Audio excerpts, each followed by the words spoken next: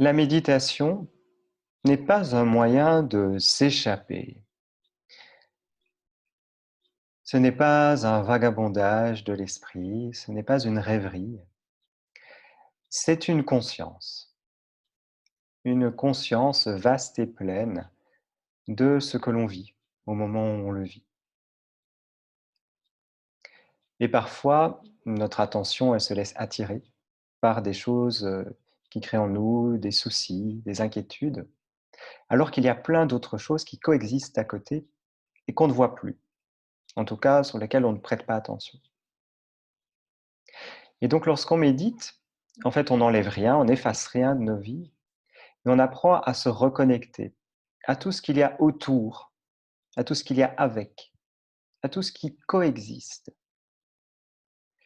Et en fait, on se rend compte qu'il y a plein de petites choses qui peuvent nous apporter dans l'instant un peu de douceur, un peu de chaleur, un peu de plaisir, un peu de joie. Mais on ne le ressent que si on prend la peine d'y porter son attention. Et donc dans cette méditation, comme dans les précédentes, eh bien, on va entraîner notre attention à se porter à certaines choses. On va observer le corps et puis je vous inviterai à certains moments à faire une visualisation.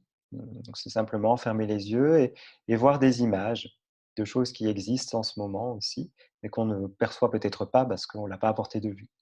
Mais c'est là aussi en ce moment. Donc prenez juste un moment pour commencer, pour installer votre corps confortablement. Laissez les fesses s'enfoncer dans le tapis, dans le fauteuil, dans la chaise, dans le coussin.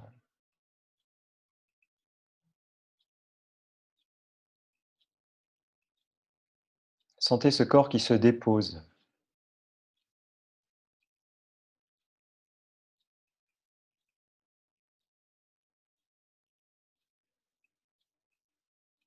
Ce corps qui prend forme, là où il est. Vous voyez comment il s'adapte. Notre corps s'adapte à l'environnement, là où il se trouve. Il s'ajuste en permanence.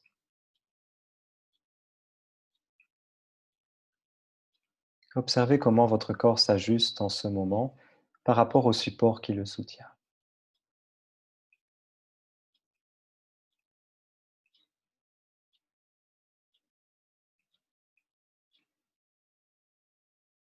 Il n'y a rien à faire d'autre, juste être là.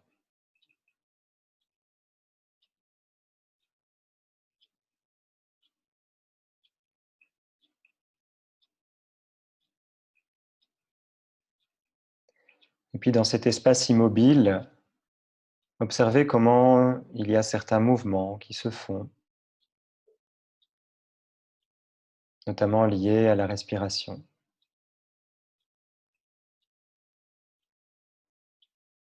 qui amènent du mouvement dans la poitrine, dans le ventre,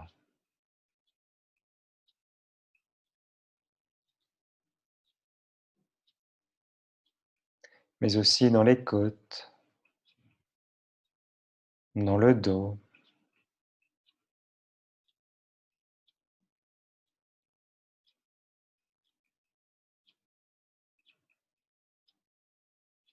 Ou encore dans la gorge.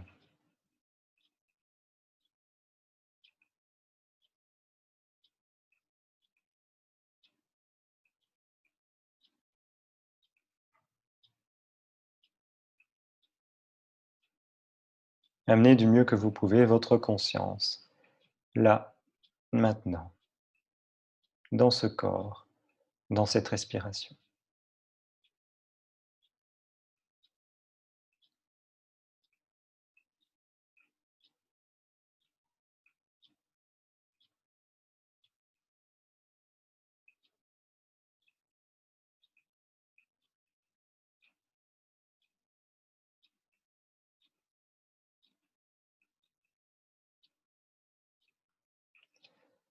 Prenez ce moment pour vous retrouver avec vous-même. Vous êtes là, en votre compagnie.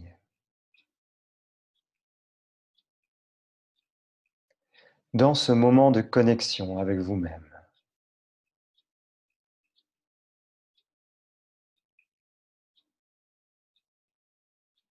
Essayez du mieux que vous pouvez d'être ainsi connecté à vous, vous, en train de vivre cette expérience.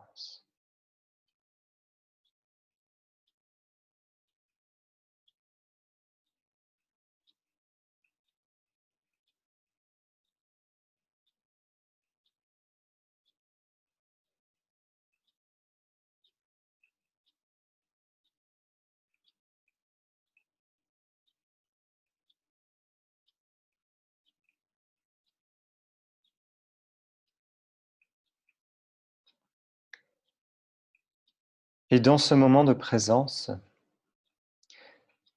je vais vous inviter à une visualisation. C'est-à-dire simplement voir des images que je vais vous proposer. Pour certains d'entre vous, c'est plus facile, pour d'autres, c'est un peu plus difficile. C'est OK. Déjà simplement, si vous êtes dans l'intention, c'est important.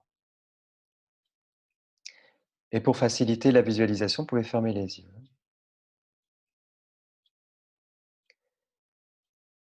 Et dans une première intention, je vais vous inviter à vous visualiser vous-même dans cette pièce,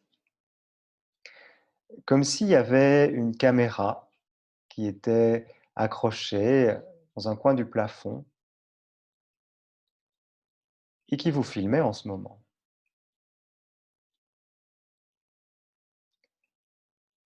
Et voyez ce qu'on verrait à travers cette caméra. Où est-ce que vous êtes assis?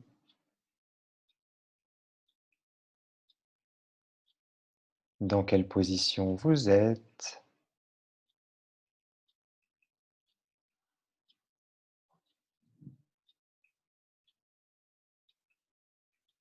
Tiens, quels sont les vêtements que vous portez aujourd'hui?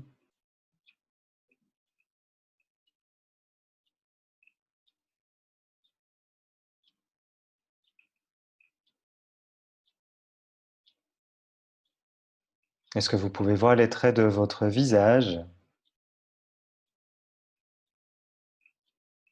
Quelle est votre expression en ce moment? Est-ce que vous voyez un visage plutôt détendu, un visage plutôt crispé?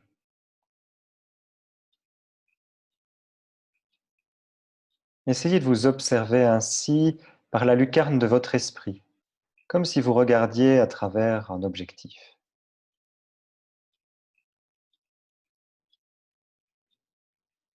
Et prenez juste un petit moment pour vous observer. Vous observez comment vous êtes là, à cet instant.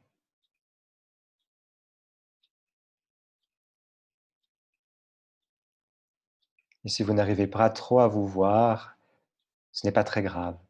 Continuez simplement de vous ressentir. Ressentir là maintenant, dans cette pièce.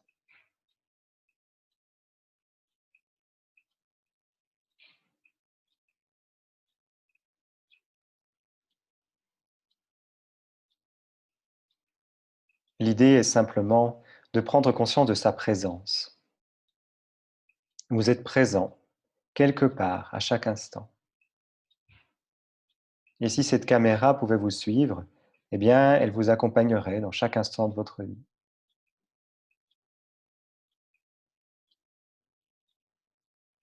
Et l'idée, c'est d'être un petit peu plus présent. Parfois, on s'oublie. On oublie où l'on est, ce que l'on fait. Ce moment vous permet de vous reconnecter pleinement avec vous-même, comme un spectateur, un observateur conscient et lucide de tout ce qui est en train de se dérouler.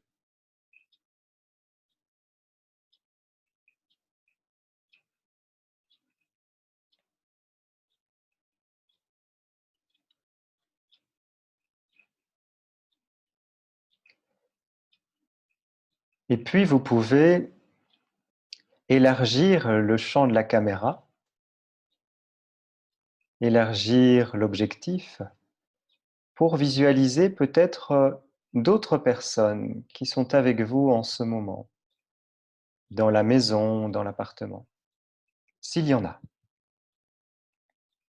ça peut être un parent, un enfant, un frère, une sœur, un conjoint, un ami. Ça peut être aussi un animal de compagnie. Et si personne n'habite avec vous en ce moment, pas de souci. Restez simplement encore un peu plus avec vous-même.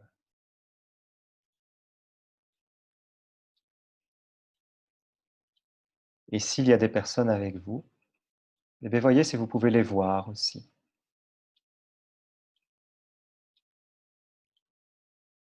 Voir leur silhouette,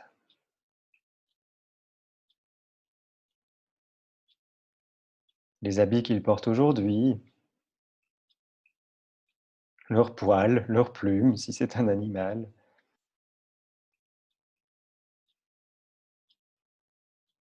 dans quelle position ils sont, à quel endroit. Essayez d'imaginer l'expression qu'ils ont sur le visage.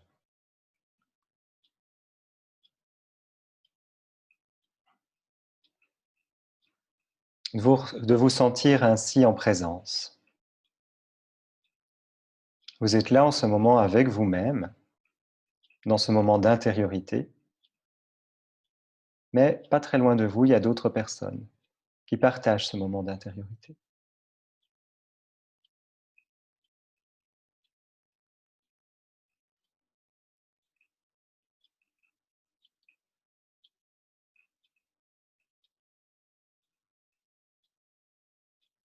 À chaque instant de la vie, chacun de nous vit sa vie, vit l'instant présent, qu'il soit loin ou à côté. Il vit lui aussi son expérience.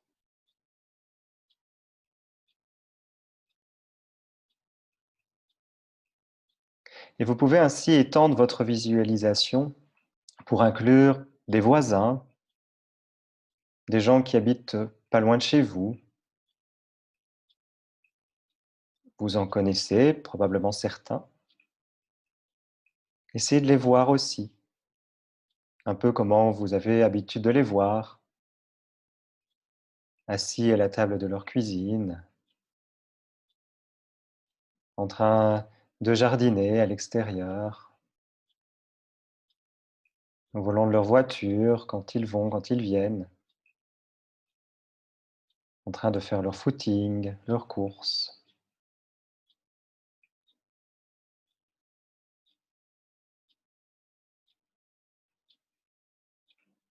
Et si vous ne les connaissez pas, si vous ne connaissez pas personnellement leur visage, ce n'est pas grave. Visualisez juste des silhouettes, des gens qui, tout autour de vous, sont là, comme vous, en ce moment, à vaquer à leurs occupations. Tous ces gens qui habitent leur logement et leur vie, comme vous.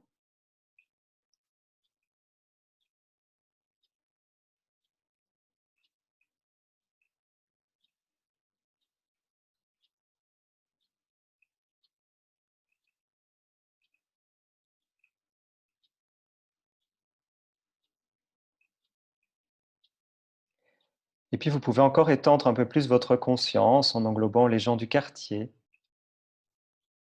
les commerçants, les artisans,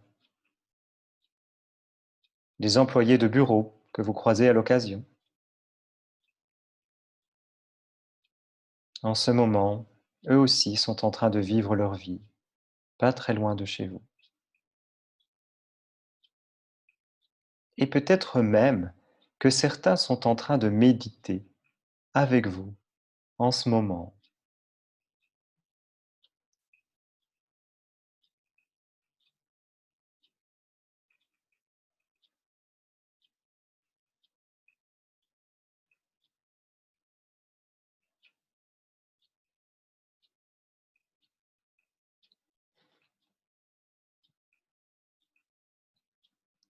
Et à ce propos, peut-être pouvez-vous voir le visage des personnes qui se joignent à nous le matin à 11 heures.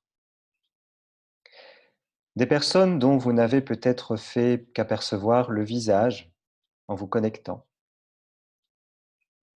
Ou peut-être des personnes avec qui vous avez échangé à la fin d'une méditation et que vous ne connaissiez pas auparavant.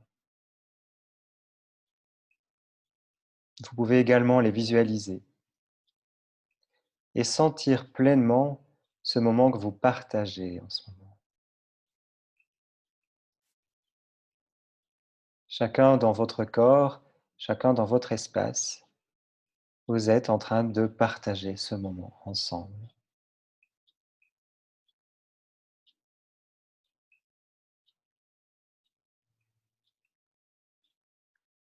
Et si vous écoutez cet enregistrement en replay, peut-être pouvez-vous vous connecter à toutes ces personnes qui, comme vous, à un moment, vont s'installer, prendre un temps, écouter attentivement cet enregistrement et méditer sur ces mêmes mots, tout comme vous.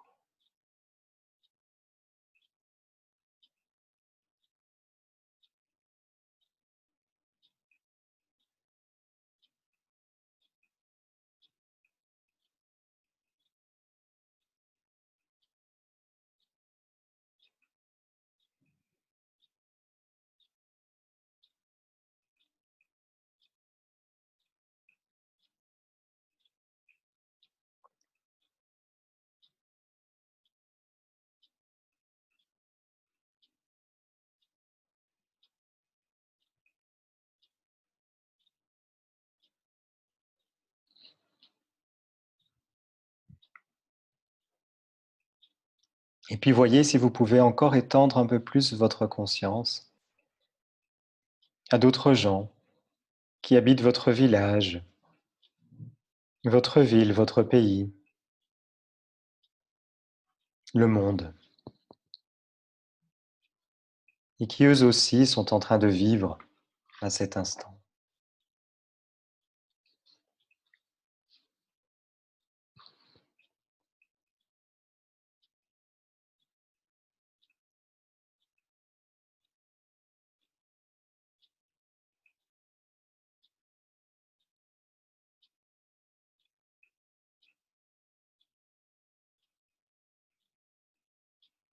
Vous voyez, vous n'êtes pas seul en ce moment.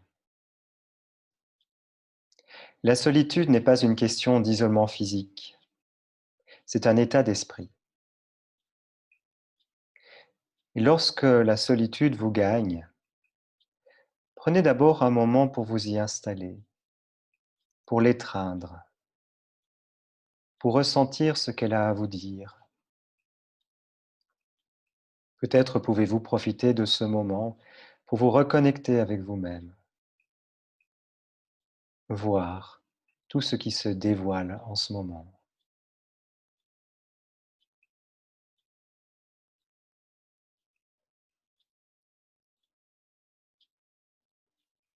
Et puis, dans un second temps, vous pouvez vous connecter à tous ces humains qui vivent leur vie à côté de chez vous, en prenant conscience que vous êtes tous en train de partager cette commune humanité. Chacun avec soi-même et ensemble dans cette expérience du moment présent.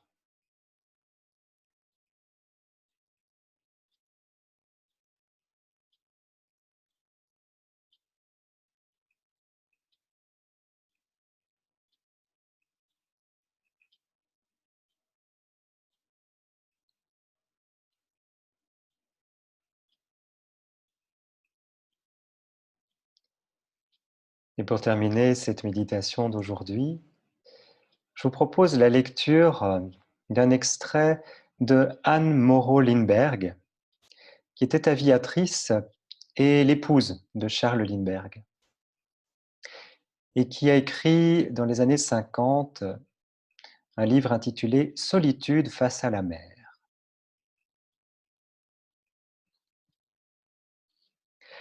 Comme il nous est difficile de trouver parmi ces tensions contradictoires l'équilibre indispensable au bon fonctionnement de nos vies.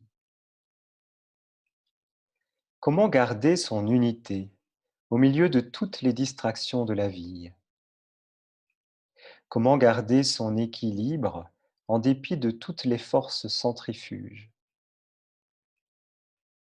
Comment demeurer forte malgré les chocs reçus à la périphérie qui menacent de rompre le moyeu de la roue? Rechercher la simplification de notre vie? Mais comment? Je ne peux pas déposer mes responsabilités. Je ne peux pas passer toute ma vie sur une île déserte. Je ne peux pas non plus vivre comme une religieuse au milieu de ma famille. Et je ne le voudrais pas. Nous devons réapprendre à être seuls. C'est une leçon malaisée, car il est difficile de laisser sa famille et ses amis pendant une heure, ou un jour, ou une semaine, pour s'exercer à l'art de la solitude. Les séparations, même pour un temps limité, sont douloureuses, et il semble d'abord que l'on vous arrache un membre sans lequel on ne saurait vivre. Pourtant, une fois que c'est fait, on s'émerveille de tout ce que la solitude vous apporte de précieux. La vie revient en hâte combler le vide, plus riche, plus éclatante, plus pleine qu'auparavant. En quittant le monde, on a bien perdu un bras, mais comme pour l'étoile de mer, un autre tout neuf repousse aussitôt. On se retrouve entière et ronde, plus entière même qu'auparavant. Ce n'est pas la solitude physique, l'isolement physique, qui vous sépare des autres, mais l'isolement spirituel. Une île déserte, des rochers sauvages ne vous isolent pas de ceux que vous aimez. C'est dans les régions sauvages de l'esprit et dans les déserts du cœur que le son sent perdu, étranger. Quand on est étranger à soi-même, on l'est également à autrui. Et si l'on n'est plus capable de se trouver soi-même, on ne peut espérer rejoindre les autres. Et pourtant, les heures de solitude comptent parmi les plus importantes de la vie. À certaines sources, nous n'avons accès que dans la solitude. L'artiste sait qu'il doit être seul pour créer, l'écrivain pour diriger le cours de ses pensées, le musicien pour composer, le religieux pour prier. Le problème n'est pas uniquement de se réserver de l'espace ou du temps, il est bien davantage d'apaiser l'âme au milieu de ses activités, ou en d'autres termes, de la nourrir.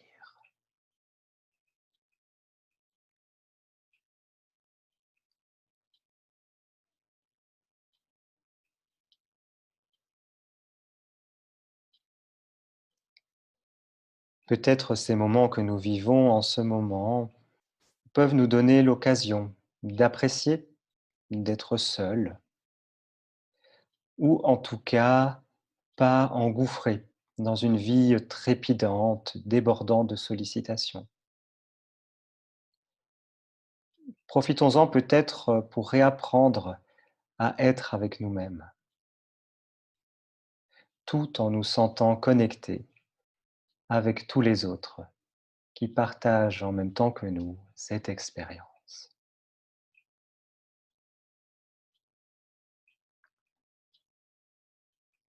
Je vous souhaite à tous une très belle journée.